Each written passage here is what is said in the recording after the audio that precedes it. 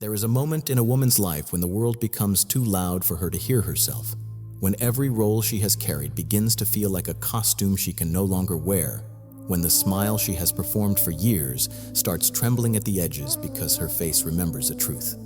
Her mind has been trying to forget, and in that quiet yet devastating moment, she realizes she has been living as the woman she was trained to be, not the woman she actually is, and what collapses inside her is not weakness, but the weight of every promise she made to abandon herself, just to be loved, accepted, understood, chosen, safe. It is here at this psychological breaking point that her life begins to split into two paths. The familiar path where she keeps shrinking to maintain harmony, and the terrifying path where she finally turns inward and meets the self. She has avoided for years the self. She silenced each time she swallowed.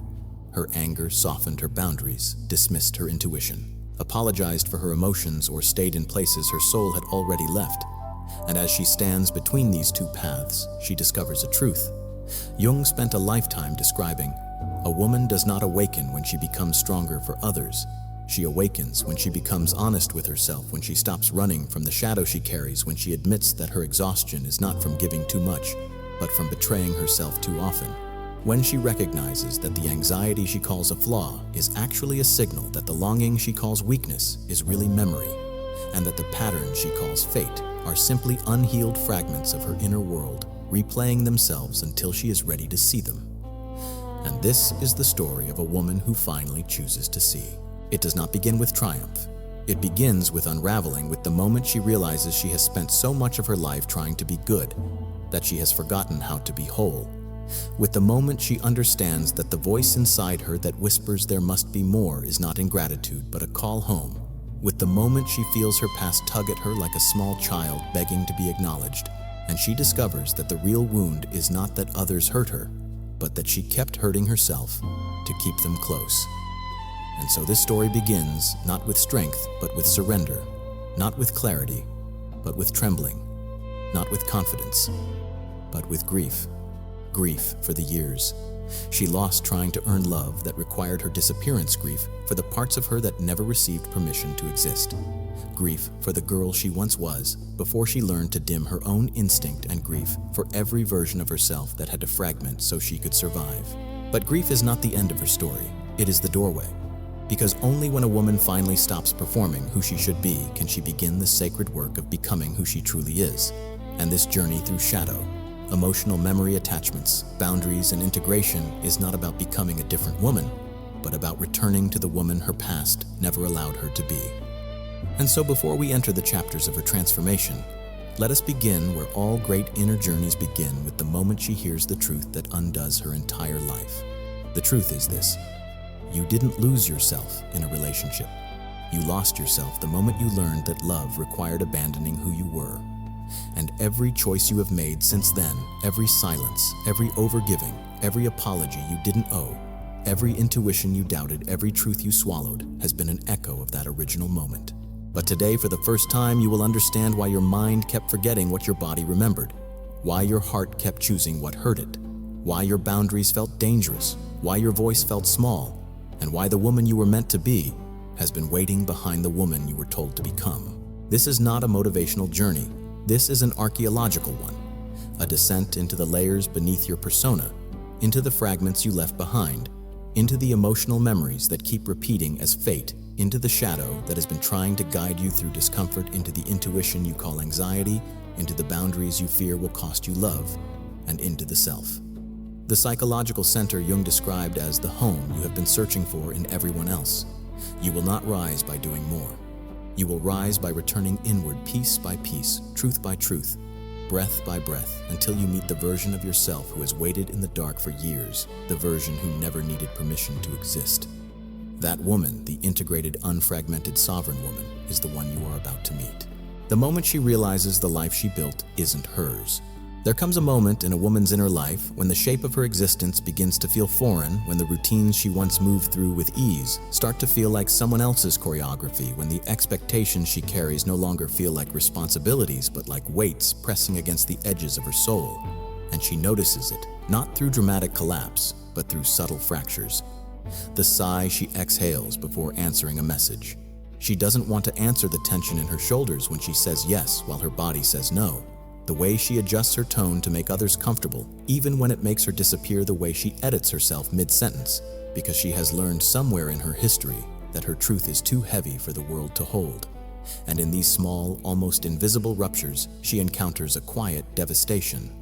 The realization that the life she is living was not consciously chosen, but inherited, constructed from the expectations of others. Shaped by the need to belong, molded by survival rather than desire, crafted out of the fragments of who she was expected to be rather than who she truly is.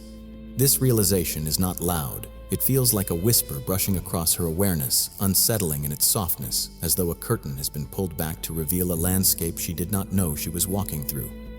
And she understands often, with a trembling clarity, that the woman she presents to the world is a curated version of herself. A persona created to keep her accepted, loved, uncriticized, safe. Yet this persona is not a home. It is a cage lined with velvet, comfortable enough to stay inside, suffocating enough to never feel free.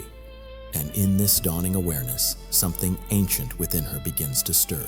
She begins to notice the places she abandoned herself to maintain harmony, the times she stayed quiet so she wouldn't be called emotional, the times she softened her intuition so she wouldn't appear dramatic, the times she shrank her boundaries so she wouldn't lose someone who wouldn't even meet her halfway, the times she prioritized being chosen over choosing herself. And it becomes painfully, beautifully clear that her exhaustion was not from caring too much, but from carrying versions of herself that were never allowed to rest.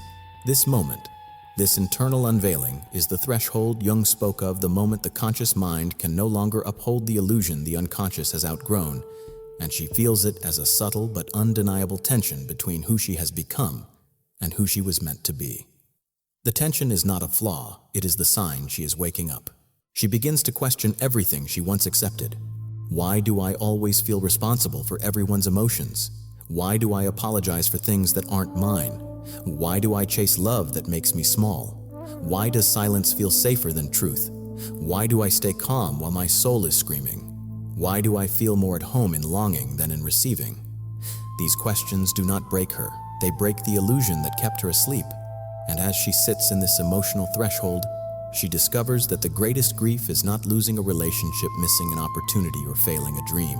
The greatest grief is realizing she has lived disconnected from herself, that the life she constructed was a fortress built for survival, not a garden built for belonging to herself.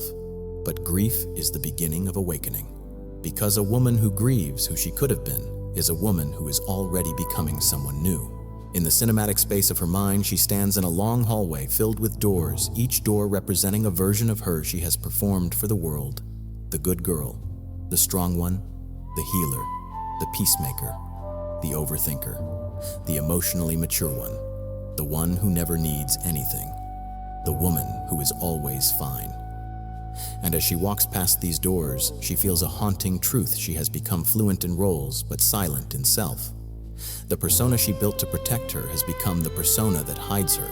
Yet even here, in this internal landscape of confusion, something lights up, a spark, a flicker in the dark. The intuition she has been suppressing for years begins to pulse again, soft but insistent like a heartbeat. She forgot was hers, guiding her toward a door she has never opened. Behind that door is not the woman others taught her to be, but the woman she was before she learned to perform. The woman who felt freely, the woman who sensed deeply, the woman who spoke her truth without calculating consequences, the woman who lived from instinct, not fear, the woman who knew how to choose herself. And for the first time in a long time, she realizes this. She is not lost. She has simply been living disconnected from her center. The life she built wasn't hers, but the life that is hers is not gone. It is waiting beneath the debris of everything she abandoned herself to become. And so this chapter ends not with despair, but with revelation, the moment a woman understands that the life that feels misaligned is not failing, it is signaling. The discomfort she feels is not a problem, it is a compass. The longing she feels is not weakness, it is direction. And the unraveling she feels is not collapse, it is emergence. Because awakening does not begin when a woman becomes stronger. It begins when she becomes honest. And honesty, once awakened, refuses to let her go back to sleep. The fractured feminine. How she became divided inside. There is a truth every woman eventually encounters, though most encounter it quietly in shadows. In moments they cannot put into words, the emotional contradictions she carries are not evidence of her instability, but evidence of her fragmentation, the natural psychological result of growing up in environments where her inner world was not mirrored, met, or understood. And so she learned to divide herself into parts just to survive, splitting her instincts from her emotions, her needs from her voice, her truth from her expression, until the woman she is on the outside becomes only a fraction of the woman she actually holds within. She feels this fracture not as something dramatic, but as an internal tug-of-war. She cannot explain wanting closeness, but fearing vulnerability, craving honesty, but avoiding conflict, desiring love, but mistrusting safety, longing to be seen, but hiding the moment. Someone looks too closely, sensing red flags, yet rationalizing them into white flags, feeling powerful one day and powerless the next, as though she is switching between different versions of herself without knowing how or why, and she wonders often in shameful silence, "Why am I like this?" But the truth is, she is not broken, she is divided. Fragmentation begins early. Before she even understood language, she understood tone tension, disappointment, withdrawal. She learned to track subtle shifts in the emotional temperature of a room as though her survival depended on it, because at one time, it did. She learned to become hyper-aware, hyper-attuned, hyper-responsible. She learned to read faces before reading books, to absorb unspoken expectations, before understanding her own desires, and her young nervous system, overwhelmed by what she could not change, built internal selves to protect her. These selves did not grow from freedom, they grew from necessity. There is the self who learned to stay quiet so conflict wouldn't erupt. The self who learned to smile so others wouldn't worry. The self who learned to agree so she wouldn't be labeled difficult. The self who learned to achieve so she wouldn't feel like a burden. The self who learned to lighten the mood so no one would crumble. The self who learned to leave her needs at the door so she could stay included. And the most hidden self of all, the one who learned to disappear emotionally so she wouldn't be punished for having feelings too big for the world around her. These inner selves are not weaknesses. They are brilliant, adaptive survivors. Each one carries a different burden. One holds vigilance, one holds compliance. One holds silence, one holds perfection, while one holds longing, one holds fear. But because they were formed in different emotional eras of her life, they do not work together. They compete. One part wants connection, another part wants to run. One part wants boundaries, another part fears the consequences. One part wants truth, another part wants peace. One part wants to walk away, another part begs to stay. And she experiences this as inconsistency, yet inconsistency is not the problem, fragmentation is. In the cinematic interior of her psyche, imagine a round table in a dimly lit chamber. Around it sit the versions of her formed across time: the appeaser, the caretaker, the romantic, the protector, the skeptic, the high achiever, the avoidant, the anxious, the guardian of her wounds. None of them are wrong. None of them are to blame. But none of them were ever meant to lead alone. When one takes control, usually the youngest, most frightened part, she feels emotionally hijacked, reacting from a place much younger than her age, and afterward she wonders, why did I say that? Why did I tolerate that? Why did I shrink? Why did I panic? Why did I stay quiet? Yet these questions are not evidence of failure. They are invitations to understand which part stepped forward and why. A fragmented woman is not a weak woman. She is a woman who has outgrown the strategies that once protected her. But because no one taught her the language of her inner world, she assumes her reactions are flaws when they are actually messages. Her hypervigilance says, "I don't feel safe." Her overaccommodation says, "I fear losing connection." Her emotional shutdown says, "I'm overwhelmed." Her overthinking says, "I'm trying to predict danger." Her fawning says, "I learned that being agreeable keeps me alive." Her anxiety says, "I carry memories my mind hasn't processed." And her triggers say, "Something inside you has been waiting to be seen." Jung wrote that complexes have us, meaning that when an emotional wound is activated, the adult woman is temporarily replaced by the child who originally experienced the pain. She is not weak. She is possessed by an older version of herself who is still carrying fear, still seeking safety, still hoping for repair. And until she understands this, she will keep blaming herself for reactions that were formed by a girl who didn't have the capacity to do anything but survive.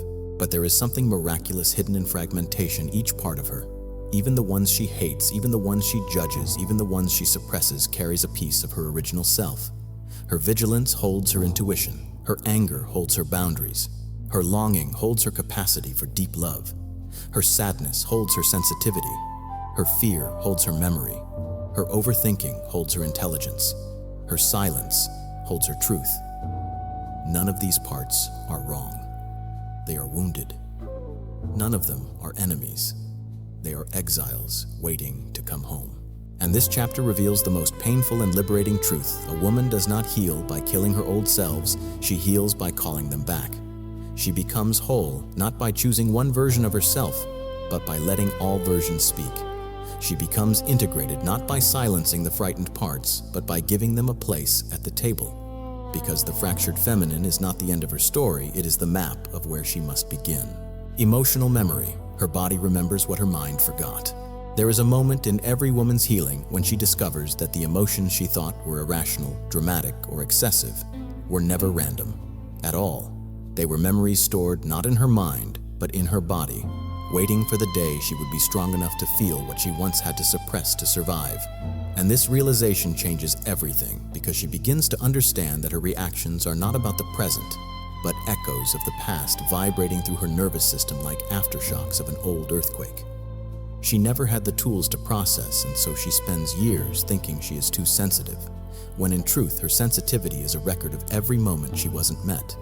She thinks she is overthinking when she is actually predicting danger from patterns she once lived through. She thinks she is needy when she is really carrying unmet needs. Her younger self was never allowed to voice. She thinks she is broken when she is simply remembering in a language her conscious mind does not yet understand. Emotional memory is not poetic metaphor. It is biology. It is the nervous system, imprinting experiences long before language develops. Long before reasoning is available, long before she could name what was happening. Her body encoded tone, withdrawal, unpredictability, criticism, warmth, absence, rejection, inconsistency, and every experience of connection or rupture became a map of safety that she now carries in adulthood without realizing it. And this is why she reacts faster than she can think. The body responds to association, not logic. Imagine her heart pounding when someone doesn't reply, not because the silence is dangerous, but because her body remembers a silence that was. Imagine her shrinking during conflict, not because she lacks courage, but because her body equates confrontation with emotional collapse. Imagine her apologizing too quickly, not because she is wrong, but because her body remembers that being wrong once cost her affection. Imagine her longing for someone who isn't emotionally available, not because she is naive, but because unpredictability feels familiar, and the body seeks familiarity over fulfillment. Imagine her mistrusting kindness because it feels suspiciously calm. Too calm, and calmness was never safe before. None of this is immaturity, it is memory. She may go to therapy, read books, listen to advice, logically understand what she deserves, yet still find herself drawn toward people who mirror old wounds. Pulled by an ache, she cannot rationalize a gravitational force she mistakes for destiny, but is actually emotional imprinting, replaying itself as chemistry, and until she understands this, she will blame herself for the loops. She cannot escape the patterns, she cannot break the men. She cannot let go of the anxiety. She cannot soothe, not realizing she is not reacting to the present moment, but to every moment she never had space to feel. Emotional memory works like this. The body stores what the mind cannot hold. And so when she finds herself triggered, overwhelmed, spiraling, shutting down, clinging, withdrawing, craving, fearing, these are not flaws, but signals. Signals that something old is knocking on the door of her awareness, asking to be integrated. The emotional flashback is not an attack, it is an invitation. In the vast cinematic landscape of her unconscious, imagine the body as a library of locked rooms, each containing a fragment of her history preserved in sensation rather than narrative. The tightening in her stomach when someone raises their voice, the burning in her chest when she senses disappointment, the numbness that washes over her when she tries to speak a truth she fears will cost her connection, the tremor in her hands when she sets a boundary that once triggered punishment, the heaviness behind her eyes when she feels unseen, the way she once felt unseen as a girl, and each room holds a part of her she thought she left behind, but that never left her. And every time a present moment resembles a past one even slightly, the door to that room swings open, flooding her with emotion too large to label. Most women think this is overreaction, but it is really overaccumulation. Jung wrote that until the unconscious becomes conscious, it will direct our lives and we will call it fate. For women, emotional memory is one of the deepest expressions of this truth. Her body pulls her toward what is familiar, not what is good. It warns her not through explanations, but through sensations. It alerts her not with language, but with discomfort. And this is why healing is not simply learning to think differently, it is learning to listen differently. For years, she may have interpreted her anxiety as a flaw when it was actually her intuition screaming beneath layers of trauma.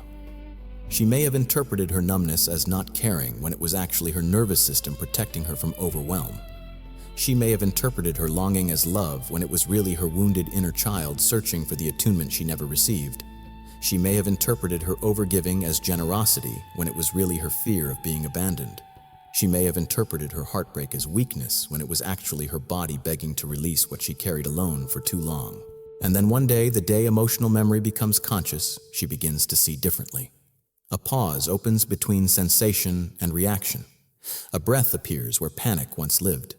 A whisper of clarity enters the space where confusion used to dominate. And in this pause, something miraculous happens. She realizes she can feel without fusing, remember without reliving, respond without reenacting. She begins to unblend from the younger parts of herself whose memories she carries. She begins to differentiate between her adult truth and her childhood conditioning. She begins to recognize the difference between intuition and fear. Intuition is quiet, grounded. Steady fear is loud, urgent, destabilizing. Intuition expands her trauma, contracts her. Healing emotional memory is not about erasing the body's past, but correcting it, giving it new experiences of safety so it can stop predicting danger where there is none. And so a single moment of staying present while triggered a single breath taken in honesty rather than panic. A single boundary honored without collapsing. A single instance of choosing rest. Without guilt, these become rewrites. New signatures across the nervous system. Proof that she is no longer the powerless child who encoded the memory, proof that she can now protect the parts of herself that once had no protector. And it is here, in this sacred internal work, that she begins to reclaim something she thought she lost forever. The right to feel without fear. The right to trust her body. The right to interpret her emotions as wisdom rather than weakness. The right to build a life not from reflex but from alignment. Emotional memory does not disappear, it transforms. And as it transforms, so does she, the attachments that choose her partners before she does. There comes a moment in a woman's awakening when she realizes that the people she felt the strongest pull toward were never accidents, never coincidences, never fate in the romanticized sense she once believed they were psychological mirrors, partners chosen not by her conscious mind, but by her attachment system. A system shaped long before she knew what love was supposed to feel like, molded in the emotional climate of her childhood, imprinted with patterns that taught her what connection meant, what abandonment felt like, what safety required, what love demanded, and what she had to sacrifice to keep closeness alive.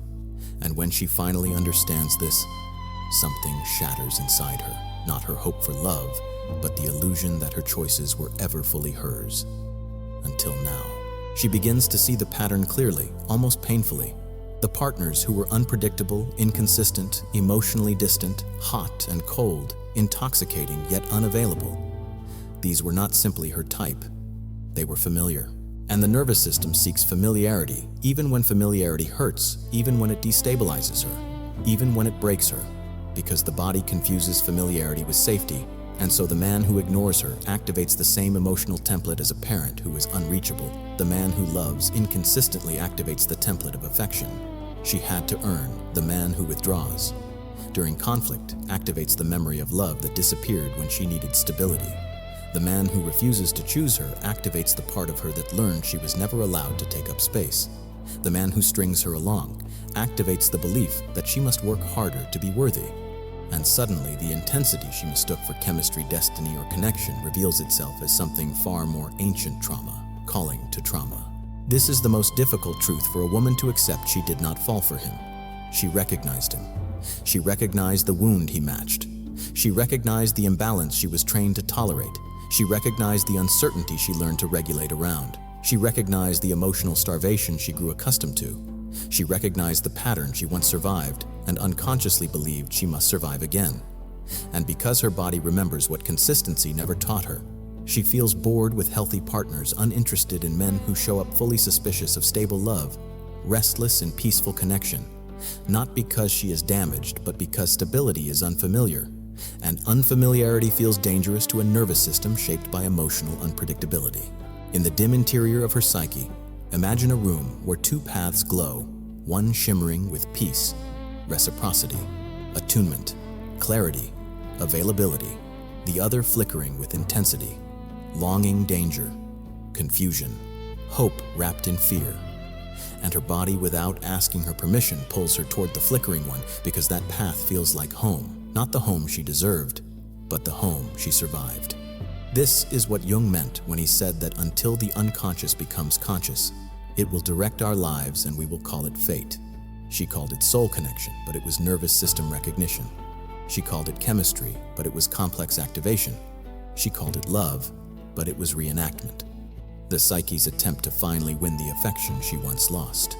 This is why she keeps returning to those who hurt her, why she forgives too quickly, why she rationalizes red flags, why she clings to potential instead of truth, why she believes she can fix someone who cannot meet her, why she confuses longing with compatibility, why she stays in relationships where she fights for scraps of attention, why she builds a fantasy to fill the emotional emptiness she refuses to acknowledge, because her wounded inner child is still trying to earn the love she never received, believing that if she can just make this man stay, choose her value, her attuned to her, she will rewrite history. But history is not rewritten through repetition. It is repeated until she becomes conscious enough to break the spell. Attachment trauma creates a haunting illusion, the belief that if she can finally heal with someone who resembles the source of her wound, she will be free. But healing never comes from reenacting the wound. Reenactment deepens it. Healing comes from walking away from what hurts and allowing the child inside her to learn, perhaps for the first time, that she does not need to prove her worth to be loved. Yet even here in this painful realization, there is a miracle waiting. Once she understands that her body chose these partners before her logic, she stops taking their rejection personally, stops chasing the unavailable, stops interpreting neglect as a reflection of her value, stops confusing instability with passion, stops believing that love must feel like anxiety, stops investing in relationships that require her disappearance, stops shrinking to be chosen, stops bending to be tolerated, and stops worshiping men who cannot meet her. She begins to feel something she has never felt before, not anger, not heartbreak, but clarity, a clarity that pierces through her like a blade of truth. I was not choosing love. I was choosing familiarity. I was choosing what I once survived. And as this truth settles into her bones, she feels a shift, subtle but seismic. She begins to question not why he didn't choose her, but why she kept choosing him. She begins to understand that her attraction was not evidence of destiny, but evidence of unhealed pain. She begins to realize that her emotional hunger was not for him, but for the version of herself she lost long before he arrived. And this is the turning point, not when she lets him go, but when she recognizes that he was never the point. He was the catalyst, the mirror, the reveal. He was the activation that exposed the attachment wound beneath her ribs. He was the chapter she needed to close so she could return to the book of her own life. And once she understands this, the spell breaks, not because the man changes, but because she finally sees him, clearly sees herself, clearly sees the pattern clearly, and with this clarity comes freedom, the kind of freedom that allows her to choose love not from fear or scarcity or memory, but from sovereignty. A woman who reaches this stage does not become harder, she becomes wiser. She no longer chases intensity, she seeks presence. She no longer tolerates inconsistency, she requires clarity. She no longer confuses longing with love, she knows love is stable. She no longer surrenders her boundaries to feel safe, she knows boundaries create safety. She no longer attracts according to her wounds, she attracts according to her worth. And so this chapter ends with the most powerful truth of all. A woman's heart is not healed when the right man arrives. It is healed when the wrong patterns no longer feel like home. The fear of boundaries. When no feels dangerous. There is a moment in a woman's awakening when she finally understands that her struggle with boundaries is not a lack of strength, not a lack of clarity, not a lack of knowledge, but a deep psychological inheritance, a nervous system conditioned to believe that saying no endangers her connection, her safety, her belonging, and even her identity. And when this realization lands, it cracks her open, because she suddenly sees every moment she stayed silent, not as weakness, but as self-protection. Every moment she tolerated the intolerable, not as confusion, but as survival. Every moment she softened herself to avoid tension, not as passivity, but as the only strategy she once had to stay loved. And what breaks inside her is not shame, but the grief of recognizing that her boundaries were never broken. They were never allowed to exist. In her childhood, boundaries were not taught. They were punished, ignored, mocked, guilted, or erased. A raised voice told her that expressing discomfort invited danger. A disappointed sigh taught her that her needs hurt people. A withdrawn parent taught her that wanting attention meant losing connection. A chaotic environment taught her that keeping the peace mattered more than telling the truth. And a culture that praised her for being agreeable. Smiling, accommodating, easygoing, selfless, strong, low-maintenance, undemanding, taught her the most damaging lie of all, that shrinking herself was the same as being loved. And so she internalized a psychological equation she still lives inside without realizing it. Assertiveness equals conflict. Conflict equals rejection. Rejection equals abandonment. Abandonment equals danger. She does not fear boundaries because she fears speaking. She fears boundaries because they once cost her closeness. Her body remembers an old truth the moment she said this. Hurt's love disappeared. The moment she said, I need affection, thinned. The moment she said, don't do that, the room changed temperature. And so now, as an adult, she feels a rising panic in her chest when she even imagines setting a boundary, a tightening in her throat when she wants to say no, a tremor in her hands when she tries to assert herself. Not because she is weak, but because she is remembering. Boundaries are not a communication skill, they are an identity. And her identity was conditioned to disappear. She learned to anticipate instead of express, to adjust instead of ask, to analyze instead of assert, to self-soothe instead of be soothed, to choose silence instead of truth, because silence kept her safe. Jung called this collapse of ego boundary a fragmentation of the self. When a woman's psyche becomes porous, absorbing the emotions of others, carrying their disappointment as though it is hers, internalizing their reactions as evidence of her worth, losing the distinction between where she ends and they begin. And this porousness becomes her default. She feels other people's feelings before her own. She predicts their needs before acknowledging hers. She responds to their desires and ignores her discomfort. And she bends herself into shapes that allow others to remain unbothered while she breaks quietly inside. But here's the devastating irony: the more she self-silences to maintain connection, the more disconnected she becomes from herself. She thinks she is protecting the relationship, yet she is abandoning the only relationship that truly matters, the one she has with her inner world. And so she becomes exhausted, resentful, overextended, drained, misunderstood, taken for granted, and she thinks the problem is them. But the truth is, the problem is the absence of a boundary. Not because she failed to set it, but because she was never taught she deserved to have one. In the cinematic interior of her psyche, imagine a line drawn in sand. Each time she tries to step forward and claim her truth, a wave of guilt crashes over the line, washing it away. Guilt is not a moral compass. Guilt is a conditioned response. It is her past telling her she is doing something wrong when she is finally doing something right. The guilt is the ghost of every moment she was punished for being herself. And until she recognizes that guilt is simply evidence that she is breaking an old survival pattern, she will keep mistaking discomfort for danger. A woman does not become empowered when she gains confidence. She becomes empowered when she stops equating guilt with wrongdoing. Because guilt is the bridge between the woman she was trained to be and the woman she is becoming. If she can learn to stand on that bridge without collapsing into apology or over-explaining or self-blame, she begins to rewrite centuries of internalized fear. Boundaries are not force, they are clarity.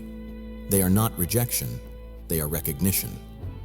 They are not about controlling others, they are about defining herself.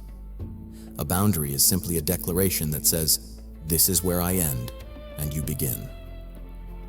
And when she speaks from this truth, the void inside her, the one she tried to fill with people-pleasing, overgiving, and emotional labor, begins to close. She begins to sense herself again. She begins to hear her own voice beneath the noise. She begins to trust her discomfort as guidance. She begins to prioritize her peace over someone else's expectations. She begins to allow herself to take up space she once believed was forbidden. But the transformation is not just internal. When she sets her first true boundary, one held not through anger but through grounded self-recognition, the entire architecture of her relationships changes. Those who benefited from her silence will resist. Those who exploited her softness will push back. Those who relied on her lack of boundaries will accuse her of changing. And she will question herself. Shake, cry, doubt, tremble. But she will not collapse. Because a boundary is not a weapon, it is a mirror. And those who cannot face their reflection will call her selfish for finally choosing herself. Yet something miraculous happens. The more she honors her boundaries, the quieter her nervous system becomes. She stops living in hypervigilance. She stops trying to anticipate everyone's reactions. She stops negotiating her worth. She stops diluting her needs. And she begins to experience a kind of peace that once felt foreign, a peace that comes from internal alignment rather than external approval. The woman she becomes through boundaries is not harder, she is truer. She is not colder, she is clearer. She is not selfish, she is self-led. And she does not lose people because of her boundaries. She loses only the ones who required her self-abandonment to stay. And so this chapter closes with one profound realization. A woman's no is not a rejection of the world, it is the moment she returns to herself. The return of the shadow feminine. There comes a moment in a woman's journey when the very parts of herself she spent years suppressing begin to rise not as chaos but as clarity, not as destruction but as direction. And this rising is what Jung called the return of the shadow, the reemergence of every instinct, intuition, boundary, truth, desire, anger, and knowing. She once buried to remain acceptable, agreeable, forgivable, chosen safe. And when this return begins, it terrifies her because she feels emotions. She has no name for impulses. She cannot justify truths. She cannot ignore, and power she cannot soften. And she wonders if she is losing control when in truth she is regaining it. The shadow feminine is not the dark, angry, vengeful creature she was taught to fear. The shadow feminine is the guardian of her truth, the part of her that refuses to let her betray herself any longer. The part that cuts through illusions, the part that sees what her conscious mind denies, the part that recognizes misalignment the moment it enters the room, the part that protects her when her innocence would have her stay, the part that whispers leave when her hope wants to negotiate, the part that holds her standards when her longing tries to lower them, the part that has been waiting for the day she would finally stop shrinking and begin returning to who she was always meant to be. For years, she was taught to fear her own intensity, to be ashamed of her fullness, to dim her emotions so others would remain comfortable, to soften her demands so she wouldn't appear difficult, to swallow her anger so she wouldn't be labeled dramatic, to hide her intuition so she wouldn't be mocked, and to silence her truth so she wouldn't be abandoned. But a woman who cannot access her shadow cannot access her power. And so the shadow returns first, subtly a feeling of, I can't keep doing this. A tightening in her chest when she tolerates disrespect, a heaviness when she betrays her own needs, a sudden irritation during conversation she once endured, a hollow ache when she tries to be the version of herself people expect. And as these signals intensify, she begins to feel something else beneath them. Not rage, but recognition. The recognition that she has outgrown the version of herself built for survival.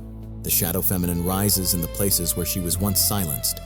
It rises in the no she could never say. It rises in the trembling truth she finally speaks. It rises in the moment she stops explaining herself.